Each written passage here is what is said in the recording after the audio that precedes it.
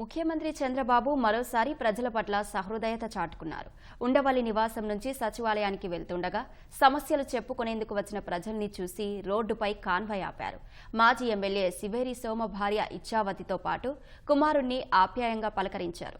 కుమారుడు చదువు విషయాన్ని ఆమె ముఖ్యమంత్రి దృష్టికి తీసుకెళ్లారు. బాలుడి చదువు బాధ్యత తాము తీసుకుంటామని, ధైర్యంగా ఉండాలని చంద్రబాబు హామీ ఇచ్చారు. మరికొందరు వ్యక్తులు సమస్యలపై వినతి పత్రాలు ఇవ్వగా పరిష్కరిస్తామని సీఎం భరోసా ఇచ్చారు.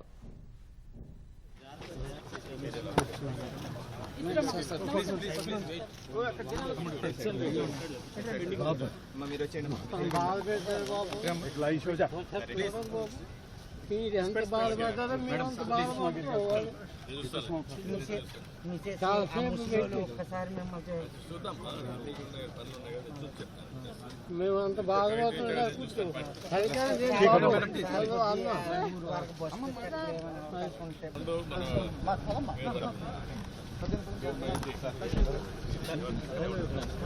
బాబా అంకల్ ప్లీజ్ కొంచెం వెనకరండి ప్లీజ్. అర్థం చేసుకోండి కలిసారు కదా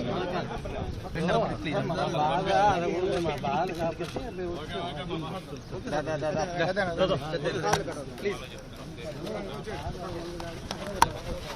వైసీపీ అధికారంలో ఉన్నప్పుడు నా ఇల్లు మరియు నా ఖాళీ స్థలం అంతా ధ్వంసం చేసి నా యొక్క ప్రాపర్టీ ఆక్యుపై చేసింది సార్.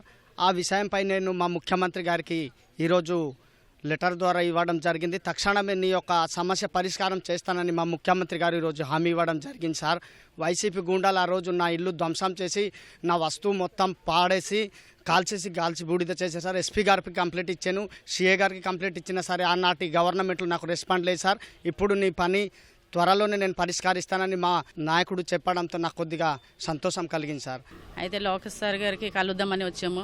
అయితే మరి సార్ లేరు అనగానే మరి పెద్ద ఆయన ఉన్నారనేసరికి ఎలాగో వచ్చాము అంత దూరం నుంచి కదా, మరి కలిసి మరి సార్ దగ్గరికి మరి మన లెటర్ అందించాలి. మరి సార్కి అప్పుడు వచ్చి మన ఇంటికి వచ్చి హామీ ఇచ్చారు కాబట్టి మరి హామీ విధంగా మరి బాబు కూడా స్టడీ ప్రకారం చదివిస్తామన్నారు కాబట్టి ఇప్పుడు కలవడం జరిగింది. మనం చూసి మరి ఆపడం చాలా సంతోషంగా హ్యాపీగా ఫీల్ అయ్యాము. ఎందుకంటే మరి మర్చిపోకుండా మమ్మల్ని ఇంకా ఆ రోజు మాట ఇచ్చారు కాబట్టి చూడగానే బండి ఆపి మమ్మల్ని ఆదరించినందుకు చాలా సంతోషంగా ఫీల్ అవుతున్నామండి.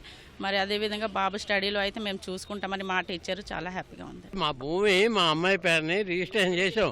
మేము శ్రీకాకుళం జిల్లా రణస్థలమన్నాం తెప్పలవలస గ్రామం నుండి వచ్చాం. మాది 76/2 సర్వే నెంబర్లో మా అమ్మాయికి రిజిస్ట్రేషన్ చేసాం 31/3/2022. అదే భూమిలో డబల్ రిజిస్ట్రేషన్ చేశారు. విఆర్ఓ గారు లంచం తీసుకొని ఈ ధృవీకరణ సర్టిఫికేట్ ఇచ్చారు కాబట్టి దీనిపై చర్య తీసుకోవాల్సినగా ఆ డాక్యుమెంట్ రద్దు చేయవలసినగా ముఖ్యమంత్రి గారు చంద్రబాబు నాయుడు గారిని మేము మెమోరాన్ని ఇవ్వడం అయింది. దానికి ఎంతమంది ఏడాది నిలబట్టి మేము తిరుగుతున్నాం, ఎన్ని స్పందన చేసాం, అయినా ఎవరు కూడా మాకు ఎవరు న్యాయం చేకూర్చలేదు. అందుకోసమని మా అమ్మాయి తరని భూమి మాకు ఇప్పించవలసినగా కోరుతున్నాం.